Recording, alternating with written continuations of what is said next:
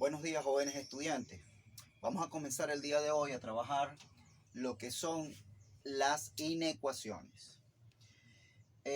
Primero que nada debemos tomar en cuenta que una inecuación debe ser resuelta exactamente de la misma manera como se resuelve una ecuación, sea de primer grado o de segundo grado. Es decir, que ya parte del proceso que vamos a utilizar para resolver la inecuación nosotros la tenemos ya adelantada porque la conocemos de años anteriores. ¿Qué diferencias hay entre una inecuación y una ecuación? Simplemente este signo que está acá. En una ecuación, 3x más 5, 6x más 2.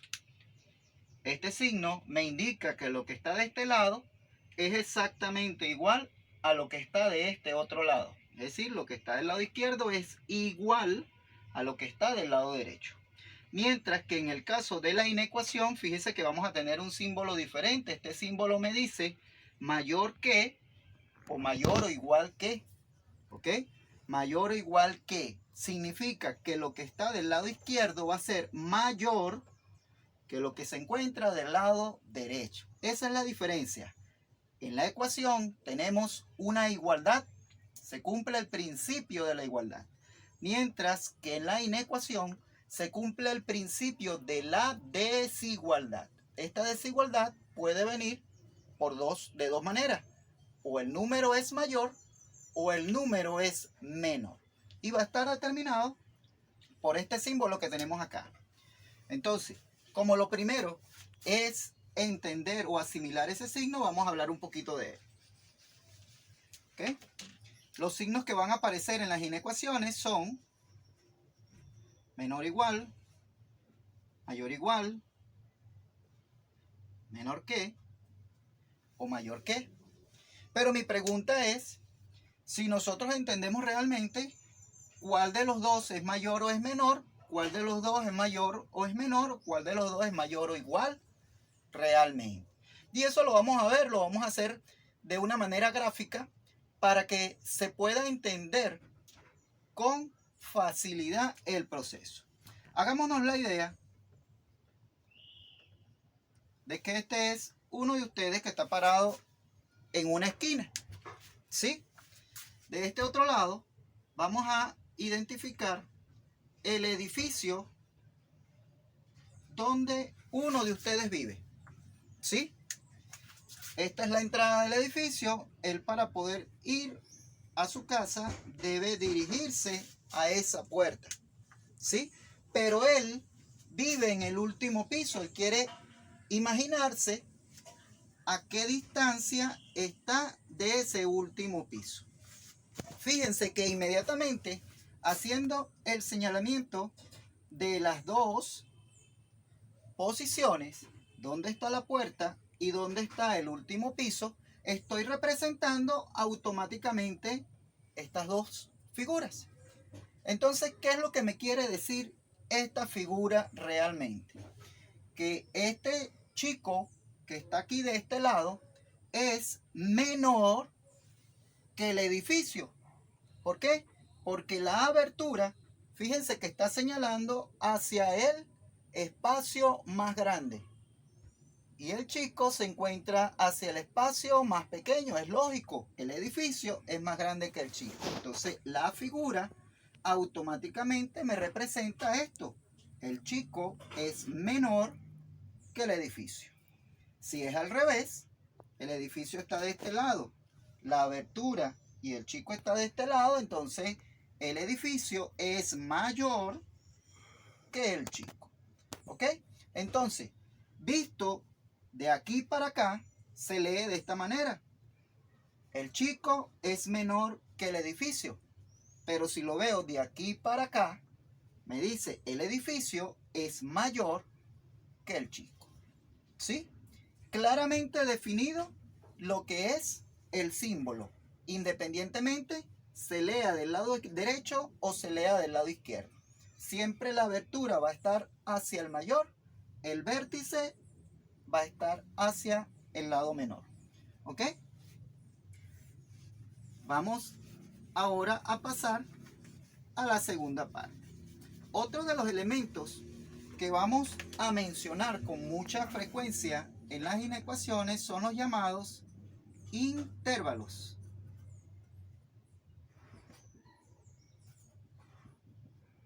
Los intervalos, llamados también intervalos de solución, se pueden presentar de dos maneras. ¿Okay? ¿Qué es un intervalo primero que nada? Un intervalo no es más sino la representación, ¿verdad?, algebraica o numérica de un espacio delimitado entre dos puntos definidos. En este caso, podemos tener los intervalos de tipo abierto. Cuando lo tenemos de tipo abierto, cuando lo encontramos representados entre paréntesis. Y por supuesto, cuando los vamos a llevar a la representación gráfica, esta representación gráfica la vamos a hacer de esta manera. Un cero vacío en el centro y una flecha que indica hacia dónde es el crecimiento o el decrecimiento, en todo caso si es al lado izquierdo. ¿Ok? Este intervalo abierto va a estar determinado por la representación de las siglas o del símbolo en la inecuación menor o mayor. Simplemente menor o mayor. Va a ser un intervalo abierto. Ahora, cuando el intervalo es cerrado, va a tener una representación diferente porque se va a representar en corchete. ¿Ok? Se representa en corchete cuando el valor que estamos representando en la inecuación cumple con el símbolo menor o igual o mayor o igual. Esta representación de esa igualdad cambia automáticamente en la recta numérica de la expresión, porque ahora se va a representar con un punto lleno y una flecha hacia donde se dirijan los elementos. Entonces, ¿qué significa este punto lleno? Significa de que el valor o resultado que vamos a obtener en el intervalo, en la inecuación, va a ser o igual al resultado que se encuentra del lado derecho o izquierdo, o va a ser mayor o menor a ese resultado que está del lado izquierdo o derecho. ¿Ok? Entonces, los intervalos también debemos tenerlos en cuenta porque esos son los que nos van a dar al final la solución de la inecuación de acuerdo a cómo lo estemos representando. Otro de los elementos que también se van a encontrar definidos en las inecuaciones son las llamadas uniones y las intersecciones.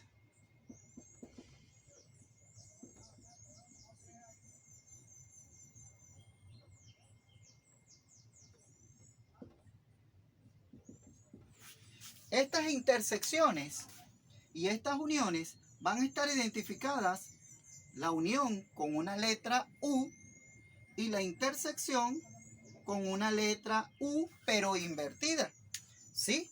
Y no es más sino aquella relación que pueda existir entre dos inecuaciones representadas en una misma recta numérica o en una misma gráfica. Algo similar a lo que veíamos cuando estábamos viendo sistemas de ecuaciones con dos incógnitas, ¿recuerdan?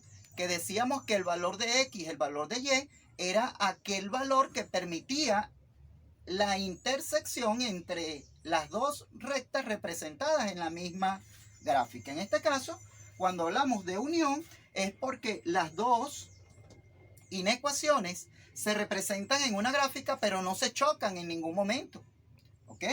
Mientras que la intersección está representada por aquel intervalo de solución que en la representación gráfica se chocan en algún punto determinado y a partir de allí en adelante comienza a representarse los valores reales de esa inecuación. Entonces, fíjense que tenemos entonces el símbolo mayor, menor, mayor, igual, menor, igual.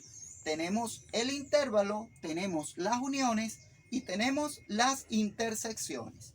La representación gráfica de estas inecuaciones siempre va a ser en nuestra recta numérica, encontrándonos como siempre del lado izquierdo los valores negativos y del lado derecho los valores positivos.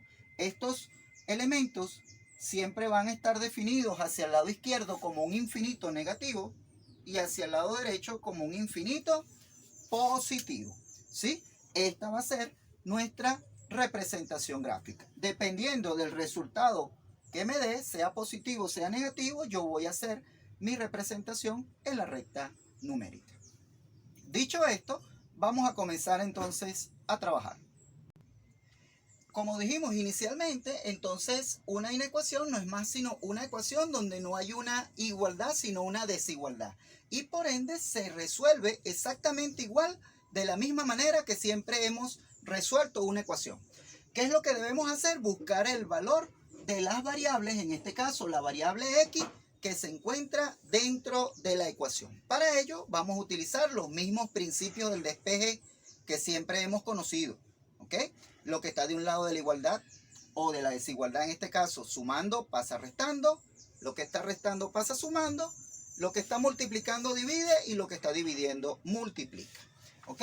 Entonces, en esta inecuación nos encontramos que en el primer término del lado izquierdo nos encontramos dos elementos, ambos en forma de fracción. Lo primero que tenemos que hacer es buscar de unificar estos dos términos para hacerlo uno solo.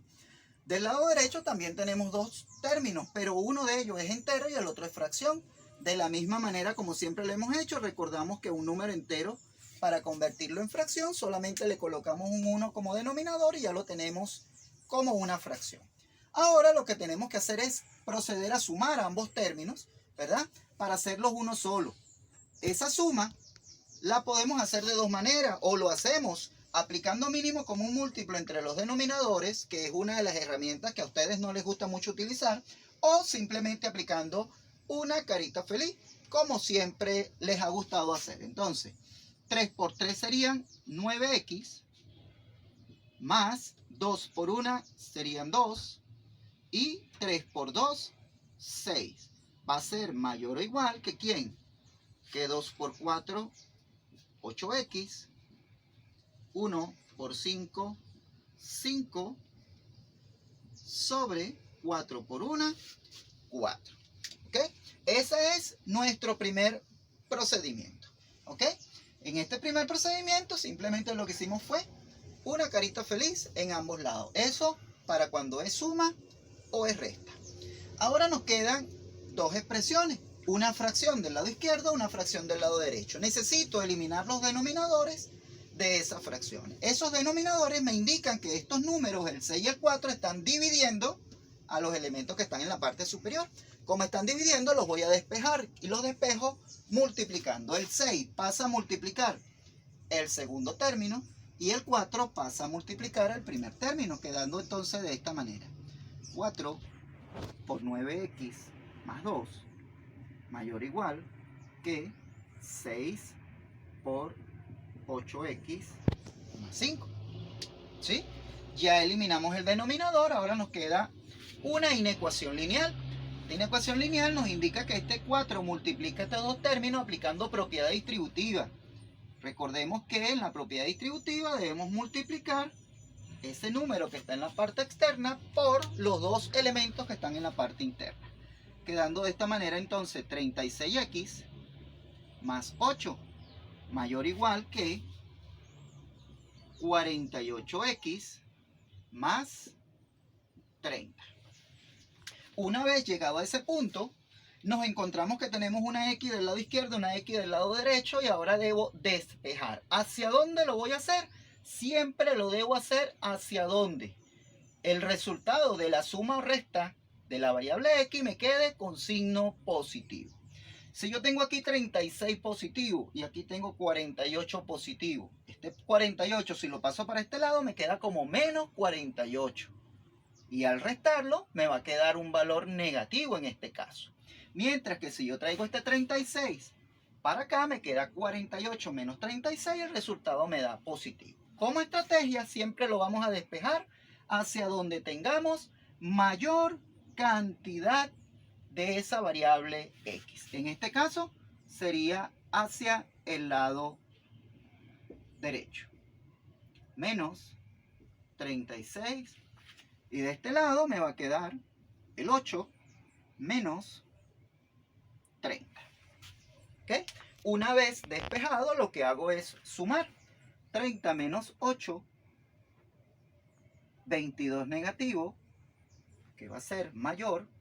48 menos 12, estamos hablando 12x. ¿Ok? Al restar, este 12 ahora para despejar la variable x que está multiplicando va a pasar dividiendo y me va a quedar entonces de esta manera. 22 sobre 12 va a ser mayor que x. Y si simplifico, entonces me quedaría que menos 11 sobre 6 va a ser mayor que x. Ya yo tengo mi resultado. Ok, continuando con nuestra solución, fíjese que ahora nos queda una fracción y esta fracción debemos llevarla a nuestra representación gráfica en la recta numérica.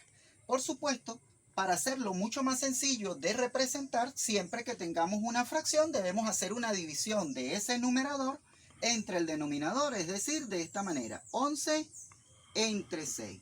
11 entre 6 es 1, 6 por 1 es 6, al 11 son 5, agrego un 0 porque voy a obtener decimales y comienzo 50 entre 6 a 8, 6 por 8 48 al 52, 20 entre 6 a 3 y esto me queda nuevamente 2. De aquí en adelante esto me va a dar 3, 3, 3, 3, que se convierte en un resultado que sabemos que lo vamos a representar como un decimal infinito periódico, ¿sí? De este caso mixto, pero esto no es lo que nos interesa en este momento. Simplemente el resultado que nos da 1.83. Este valor es el que voy a llevar ahora a mi representación gráfica. Voy a borrar por aquí y digo entonces que menos 1.83 va a ser mayor que el valor de x. Entonces nos vamos a nuestra gráfica. En nuestra representación gráfica tengo por este lado el 0. Tengo que el signo es negativo, por ende este número va a estar representado del lado izquierdo. Coloco mis elementos 1 y 2 como números negativos principales y el valor 1.83 lo voy a representar, aquí está el 1.5, 1.83 sería en este espacio, ¿ok? Entonces fíjense, si esto es 1.83, aquí me queda 1.83 negativo, es un valor mayor o igual, ¿ok? Si es mayor o igual, ¿verdad? Que x, me dice que el valor de x está ¿hacia dónde? ¿Hacia la derecha o hacia la izquierda? ¿Ok? Si no lo entendemos a la hora de verlo acá, menos 1.83 es mayor que x, x es menor que 1.83. O lo leo de izquierda a derecha o lo leo de derecha a izquierda. Si es de izquierda a derecha, 1.83 es mayor que x, por ende x es menor que 1.83. Ah, ok, x es menor que 1.83. ¿Hacia dónde están los números menores? Hacia el lado izquierdo. Quiere decir que esta representación debe venir hacia este extremo izquierdo que tenemos acá. Pero este símbolo me está diciendo que es mayor o igual. Si es mayor o igual, recordamos que habíamos dicho que se representaba con un punto cerrado, ¿ok? Y se identifica de esta manera. Quiere decir que para dar respuesta a esta inecuación debe haber siempre un número que sea mayor que 1.83 y que se encuentre del lado izquierdo que sea negativo. En este caso, nuestra inecuación va a ir hacia los infinitos negativos. Ya tenemos nuestra representación. Necesitamos el segundo elemento. El segundo elemento viene dado por el intervalo de solución, es decir, el patrón en donde se encuentran los valores reales de x. Ese patrón viene dado siempre por esta representación que está acá. Infinito negativo, por ser el número más pequeño, va a ser nuestro primer elemento de esa solución. Infinito negativo. Pero como el infinito nunca se alcanza, nunca logramos alcanzar el valor infinito, ese valor siempre lo vamos a representar con un paréntesis abierto, sea del lado izquierdo o del lado derecho. Cuando es infinito, siempre va a ser con un paréntesis. Mientras que del lado derecho vamos a representar el valor del resultado que nos obtuvimos, que es menos 1.83. En este caso, como el valor es cerrado por la representación menor o igual, entonces en este caso lo vamos a representar con un corchete. Y de esta manera obtenemos nuestro intervalo de solución. ¿Ok? Fíjense que ya terminamos nuestra representación. Primero, despejamos nuestra inecuación, obtuvimos el valor de la variable x, llevamos ese valor de la variable x a un número decimal que pudiéramos representar en la gráfica, lo ubicamos en la gráfica, marcamos hacia dónde es la tendencia, si es hacia el lado izquierdo o es hacia el lado derecho, a la izquierda cuando es negativo o cuando es menor, a la derecha cuando es mayor, y una vez representado, identifico mi intervalo de solución. De esta manera terminamos nuestro ejercicio. ¿Ok? Un momento. Ok, se me olvidaba algo. Vamos a ver, vamos a demostrar, ¿verdad? Si este resultado que obtuvimos acá es realmente correcto a la hora de resolver esta inecuación. Fíjense que la representación gráfica nos había ubicado este valor en menos 1.83 negativo y nos decía que todos los valores de x iban a estar por debajo hacia la izquierda de este valor 1.83. En la representación gráfica recordamos que aquí estaba el 2, aquí estaba el 1.83, es decir que el 2 es menor y también puede ser un valor real de x. Vamos a ver si eso es verdad. Yo voy a comprobar esta inecuación utilizando este valor que es un valor de x porque es menor, ¿verdad? Y está del lado izquierdo. Voy a trabajar con este valor menos 2. Haciendo ese trabajo nos va a quedar de esta manera. Fíjense, 3 multiplicado por menos 2 y dividido entre 2 más 1/3, 2 multiplicado por menos 2 sobre 1 más 5/4. ¿Qué hice? Simplemente sustituí el valor de la variable x por un valor que fuese real dentro de el intervalo que me dio como intervalo de solución. ¿Sí? Recordamos que va desde infinito negativo hasta 1.83. Puedo trabajar con cualquier valor que se encuentre allí. Puedo trabajar con menos 2, con menos 3, con menos 10, con menos 50, con menos 1000. Pero como la idea no es hacerlo más difícil, sino más sencillo, trabajo con el número más pequeño que encontremos. Y en este caso, el valor menos 2. Resolvemos acá la operación. Esto me va a dar menos 6 sobre 2 más 1/3. Acá me va a dar menos 4 sobre 1 más 5/4. Y procedo a resolver esa suma. Como ya estamos acostumbrados a hacerlo, 6 por 3, 18. 2 por 1, 2 sobre 6. Va a ser mayor que menos 16 más 5 sobre 4. Al resolver me va a dar 16 dividido entre 6 y de este lado me va a dar 11 dividido entre 4. Cuando yo divido 16 entre 6, esto me da 3, disculpen, 2. 6 por 2 son 12, al 16 quedan 4, 40, 2,6 negativo, que va a ser un número mayor que 11 entre 4, también me va a dar 2, 2 por 4, 8, al 11, 3, 7 por 4, 28, al 30, 2. En este caso, 2,6 es mayor que 2,7. Y eso es cierto, porque si yo los llevo ambos resultados a mi recta numérica, me encuentro con este resultado que tenemos acá. Fíjense, 3. Acá voy a tener el valor 2. Y acá voy a tener el valor 2,6. Y acá voy a tener el valor 2,7.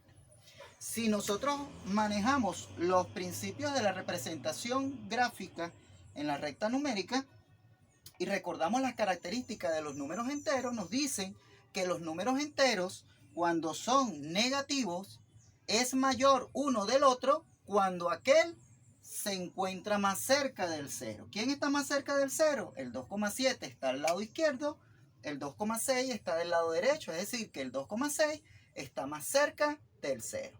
Por ende, 2,6 es mayor que 2,7. Y esto me indica que la solución que obtuvimos es la solución correcta.